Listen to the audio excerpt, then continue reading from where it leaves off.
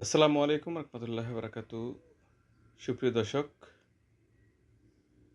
আজ একটি নতুন সুন্দর একটি ভিডিও নিয়ে আসছি। ভিডিওটি একদম সেরা একটি ভিডিও বললে চলে, যেহেতু আমাদের প্রিয় নবী বিশ্বনবী হজরত মুহাম্মদ সাল্লাল্লাহু আলাইহি সাল্লামের সেই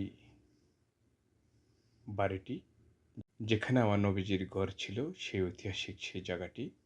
আপনারা যে ভবনটি দেখছেন, ঐতিহাসিকভাবে এটি একটি বিশ্বনবী হজরত মুহাম্মদ সাল্লাল্লাহু আলাইহি সাল্লাম এর জন্মস্থান হিসেবে পরিচিত এই জায়গাটি।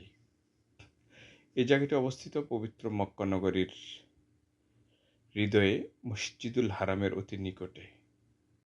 এই স্থানটি মুসলিম বিশ্বের কাছে অত্যন্ত গুরুত্বপূর্ণ একটি স্মৃতি বিজড়িত একটি দর্শনীয় স্থান। বর্তমানে ভবনটি মক্কা আল মোকাররমা লাইব্রেরি নামে পরিচিত। মূলত এই লাইব্রেরিটির নামেই মক্কা আল মোকাররমা লাইব্রেরি।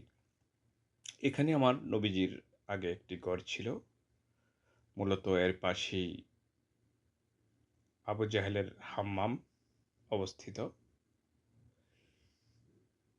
আমার নবী এই জায়গাতেই জন্মগ্রহণ করেছেন।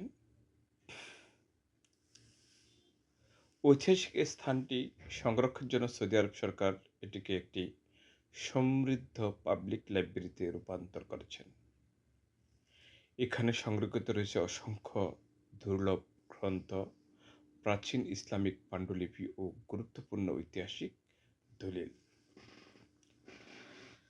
এই সাদামাটা হলুদ রঙের এই দোতলা এই ভবনটি খুবই সাধারণ মনে হলেও এর সাথে জড়িয়ে আছে ইসলামের ইতিহাসের এক মহামূল্যবান অধ্যায়।